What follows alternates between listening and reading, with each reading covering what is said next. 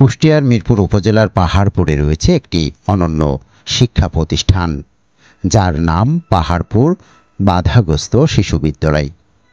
এখানে ৩৫০ জনেরও বেশি প্রতিবন্ধী শিশু প্রতিদিন নতুন স্বপ্ন নিয়ে আসে।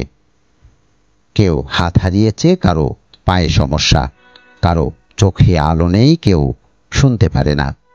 তবুও তাদের চোখে ভরপুর জীবনের আশা, স্বপ্ন আর আকাঙ্ক্ষার গল্প।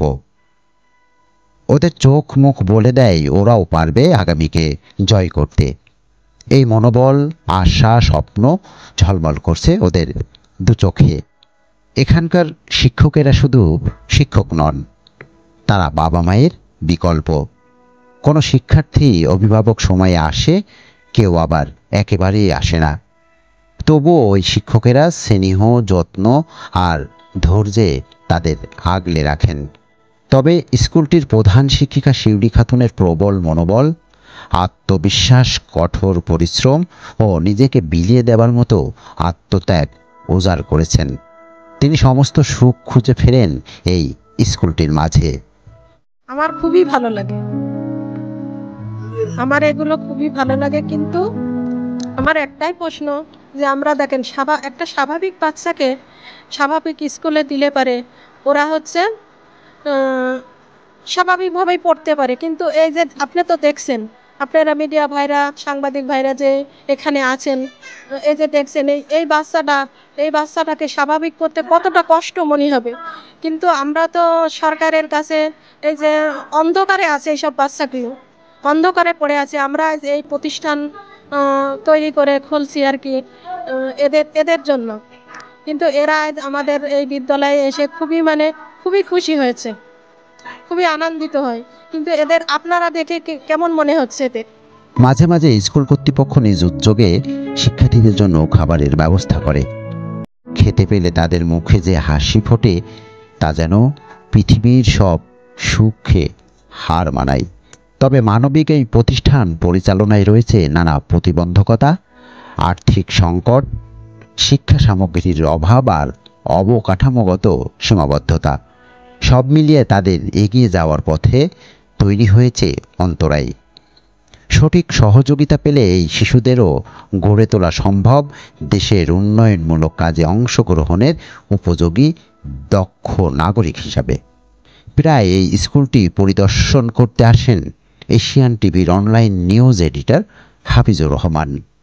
ব্যস্ততার ফাঁকে এসে সময় কাটান এই শিশুদের সাথে।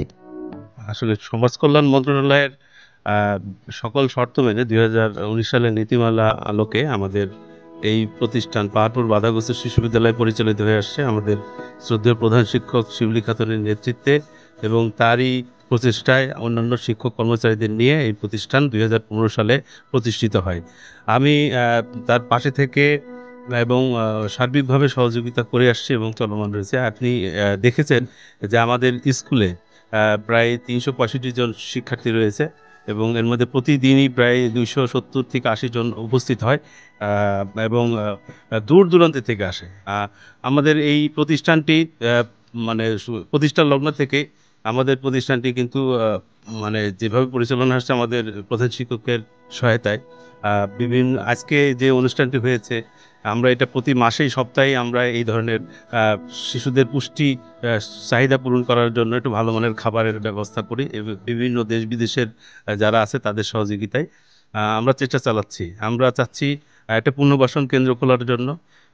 আমরা সরকারের কাছে এবং স্থানীয় জনপ্রতিনিধি সহ বিভিন্ন যারা অর্থনৈতিকভাবে স্বাবলম্বী তাদের কাছে সহযোগিতা চাই, এবং এই প্রতিবন্ধীদের পাশে এসে তারা দাঁড়াবে এবং দেশের সম্পদে তাদের পরিণত যেন করতে পারি, সেই লক্ষ্যে আমাদের কাজ চলমান। সম্প্রতি মিরপুর উপজেলা আমলাবাজার ব্যাংক এশিয়া এজেন্ট ব্যাংকের স্বত্বাধিকারী শাহ আলম পরিদর্শনে আসেন স্কুলটিতে। শিশুদের হাসি, কষ্ট আর সংগ্রামের গল্প দেখে তিনি গভীরভাবে আবেগ আপ্লুত হন। নিজের সামর্থ্য অনুযায়ী এদের পাশে দাঁড়ান এবং আগামীতে পাশে দাঁড়ানোর অঙ্গীকার ব্যক্ত করেন।